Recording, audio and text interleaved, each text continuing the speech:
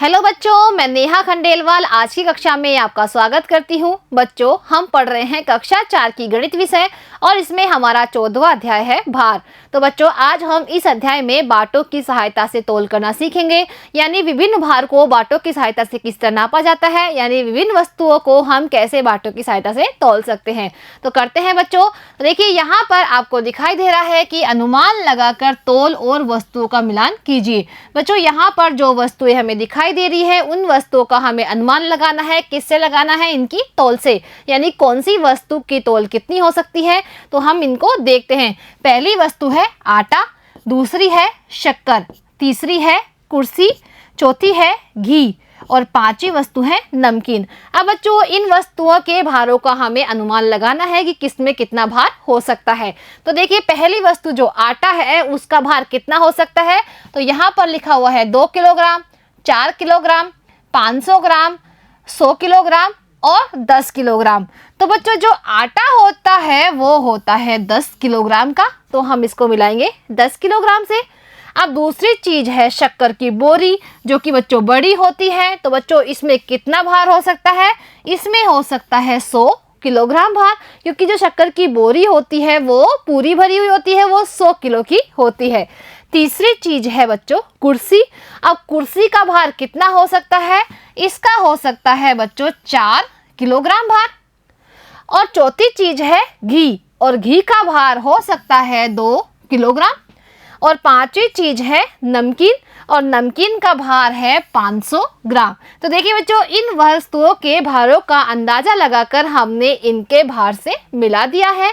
अब बच्चों, हम देखते हैं कि जो 1 किलोग्राम होता है उसका नाप किस किस तरह से हो सकता है, यानी कौन कौन से बाटों की सहायता से इसे हम नाप सकते हैं। तो देखिए, 1 किलोग्राम होता है वो 250 ग्राम का 4 गुना होता है। और 250 ग्राम कितना होता है बच्चों? ये होता है पाव किलोग्राम, यानी बच्चों पाव किलो की जो नाप होती है वो होती है 250 ग्राम की।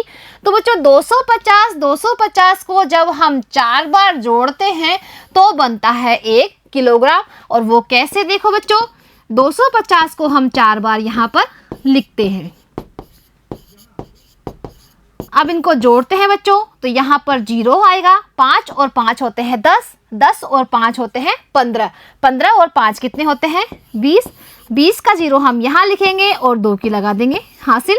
अब 2 और 2 4 होते हैं, 4 और 2 होते हैं 6, 6 और 2 होते हैं 8, 8 और 2 होते हैं 10। तो यहाँ पर क्या आ गया है? 1000, यानी बन गया है 1 किलोग्राम, क्योंकि 1000 ग्राम में होते हैं 1 किलोग्राम। तो बच्चों, 1 किलोग्राम है वो पाव का 4 गुना होता है, यानी जो पाव होता है वो 1 किलोग्राम का चौथाई होता है। तो देखिए बच्चों, 4 बार 250 ग्राम को जब हम जोड़ते हैं तो बन जाता है 1 किलोग्राम। अब बच्चों, यहाँ पर है 1 किलोग्राम, यानी इसमें है 1000 ग्राम। तो 1 किलोग्राम होता है वो 500 ग्राम को 2 बार तोलने पर आता है। यानी बच्चों, जो 500 ग्राम होता है वो 1 किलोग्राम का आधा होता है, क्योंकि जो 500 होते हैं वो 1000 के होते हैं आधा। तो बच्चों, 1 किलोग्राम नापने के लिए हम 500 ग्राम की 2 नाप तोल सकते हैं, क्योंकि बच्चों आधा किलोग्राम होता है 500 ग्राम। अब बच्चों, हमें पता चल गया है कि जो 1 किलोग्राम होता है वो 500 ग्राम का होता है दुगना, यानी बच्चों 1 किलो का आधा होता है आधा किलो, और आधा किलो का भी आधा होता है पाव किलो, यानी 250 ग्राम। अब यहाँ पर देखिए बच्चों, हमें नापना है 1.25 किलो, यानी 1.25 किलो के भार को हम किस तरह नाप सकते हैं। तो बच्चों 1.25 किलो कितना होता है? 1.25 किलो होता है 1 किलो और पाव, यानी 1 किलो और पाव मिलाकर बनते हैं 1.25 किलो।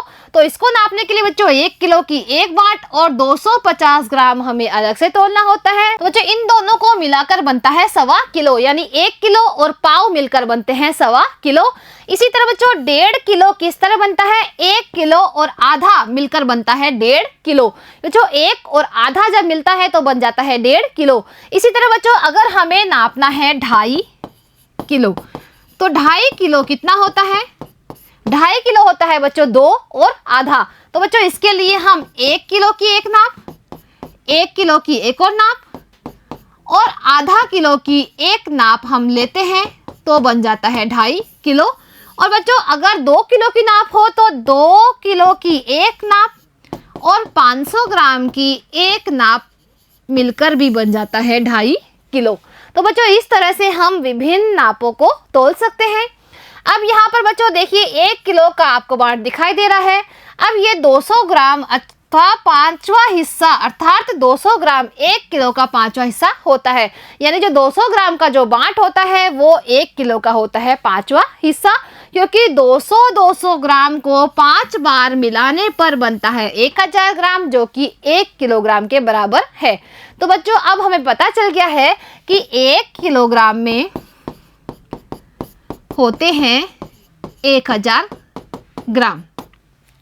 और बच्चों आधा किलोग्राम कितना? आधा किलोग्राम 1 किलोग्राम का होता है आधा, और इसमें होते हैं 500 ग्राम। इसी तरह बच्चों पाव किलो, जो पाव किलोग्राम होता है वो आधा किलो का भी आधा होता है, और इसमें होते हैं 250 ग्राम। अब बच्चों अगर हमें नापना है 1.5 किलो, तो 1.5 किलो कितना होता है? 1 किलो प्लस आधा किलो। और बच्चों 1.25 किलो कितना होता है? 1.25 किलो होता है 1 किलो प्लस 250 ग्राम, यानी पाव किलो। ये मिलकर होता है 1.25 किलो। और बच्चों 2.5 किलो कितना होता है? 2.5 किलो होता है 2 किलो और आधा किलो, यानी 500 ग्राम। ये मिलकर होता है 2.5 किलो। तो बच्चों आज हमने बाटों की सहायता से तोलना सीखा है। अब बच्चों अगली कक्षा में हम करेंगे प्रश्नावली 14। तो मिलते हैं अगली कक्षा में। आज के लिए इतना ही, धन्यवाद।